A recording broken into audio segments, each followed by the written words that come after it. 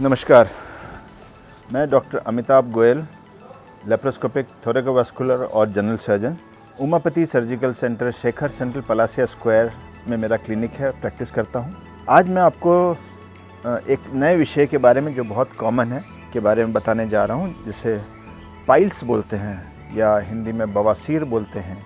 ये बहुत कॉमन है। ये आमतौर से उन पेशेंट्स को होता है जिनको ज़्यादा कब्जियत की शिकायत हो, कॉन्स्टिपेशन की शिकायत हो, जो पानी कम पीते हों, फाइबर डाइट कम खाते हों, या आजकल फैशन है फास्ट फूड खाने का, फास्ट फूड लेते हों, या बहुत ज़्यादा लाल मिर्ची का इस्तेमाल करते हों।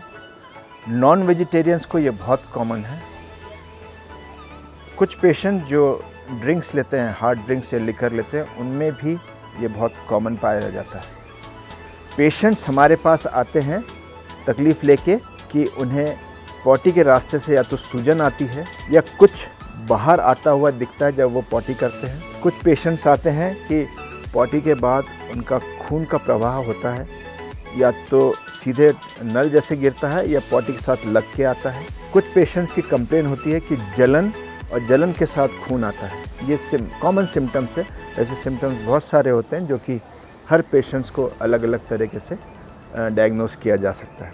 जैसे ही पेशेंट हमारे पास आता है ये कंप्लेन लेके, तो हमें सबसे पहले ये देखना पड़ता है कि उसको पाइल्स है या फिशर है या फिस्टुला है। ये तीन चीज़ हमको डिवाइड करनी पड़ती है। जो कंप्लेन मैंने आपको बताई, सूजन और खून का बहना, पाइल्स का होता है। पॉटी के साइड से खून लगना और दर्द के साथ आना फिशर में पाया जाता है। और फिस्टुला में पॉटी के रास्ते के साइड में एक छेद होता है जहाँ से या तो पस डिस्चार्ज, खून का डिस्चार्ज या पॉटी का डिस्चार्ज उसके अंडर गारमेंट्स में लग के आते हैं। ये डायग्नोसिस के सिंपल 3 लक्षण होते हैं। हम जब पेशेंट आता है तो हम पहले उसकी उंगली द्वारा जांच करते हैं कि उसको सूजन कैसी है, क्योंकि inspection is very important. Her patient में देखना ज़रूरी है कि सूजन बाहर है, कट है या साइड में फुंसी है। अगर पाइल्स है तो बाहर निकला है या नहीं है। और एक छोटा सा प्रोसीजर होता है जिसको हम प्रोक्टोस्कोपी बोलते हैं। छोटी सी दूरबीन होती है 3 इंच की, जो हम पॉटी के रास्ते डाल के अंदर हम देख लेते हैं कि पाइल्स ऐसे प्रोट्रूड करता दिखता है और उसमें से खून आ रहा है या लेटेस्ट खून निकलने के कुछ निशान रहते हैं, तो हमको पता चलता है कि ये पाइल्स का है। और हमें अगर डाउट होता है कि ये पाइल्स से ब्लीडिंग नहीं है या कहीं और से है, तो एक जांच होती है सिग्मोइडोस्कोपी या कोलोनोस्कोपी, जिसमें हम पूरी बड़ी आंत को दूरबीन द्वारा देख सकते हैं, जो गैस्ट्रोएंटरोलॉजिस्ट जिसकी जांच करके हमें बताते हैं कि ये पाइल्स ही है या ऊपर कोई और बीमारी है जिससे खून आ रहा है। उसके बाद हम पाइल्स का ट्रीटमेंट शुरू करते हैं।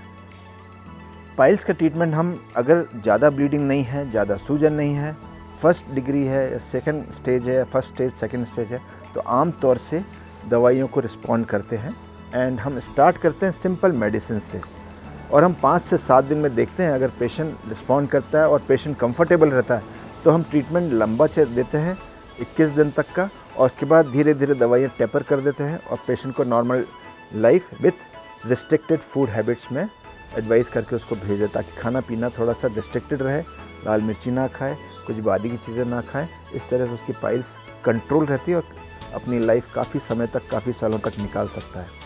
लेकिन जिसमें वो कंफर्टेबल नहीं है, पाइल्स बाहर आके फंस गए हैं या ब्लीडिंग कंटिन्यूस हो रही है, तो सिंपल ऑपरेशन होता है सर्जरी।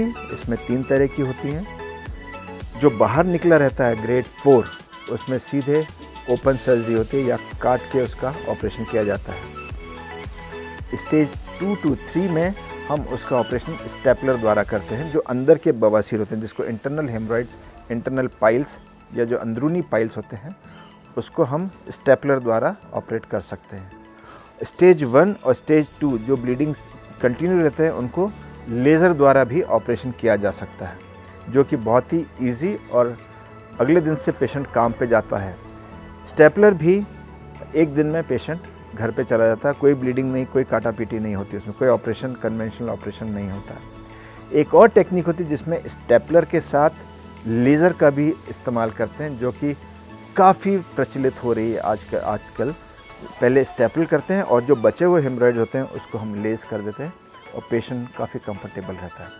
और इसके बाद पेशेंट अगले 5-7 दिन बाद सब खा पी सकता है, कोई प्रॉब्लम नहीं होती। बस कॉन्स्टिपेशन नहीं होना चाहिए उसको, या कब्जियत नहीं होनी चाहिए। आम तौर पे देखा गया है कि पेशेंट्स काफ़ी देर से हम लोगों को अप्रोच करते हैं, जैसे कि या तो बाहर आके फंस जाए या उसका हीमोग्लोबिन गिर के 5, 6, 7, 8 पे आ जाए, क्योंकि हर पेशेंट थोड़ा घबराता है कि सीधे सर्जन के पास जा रहे हैं तो ऑपरेशन एडवाइस कर देंगे, या शर्माता है कि हम कैसे बताएंगे कि हमारे पॉटी के रास्ते से खून आ रही है। इसमें मेरा अनुरोध है या रिक्वेस्ट है कि पेशेंट्स को ना तो डरने की ज़रूरत है, ना शर्माने की ज़रूरत है। हर सर्जन किसी भी पाइल्स को एकदम ऑपरेशन एडवाइस नहीं करता है, अनलेस वो सच में इमरजेंसी हो या सच में ऑपरेशन की आवश्यकता हो। दवाइयों से भी काम हो जाता है।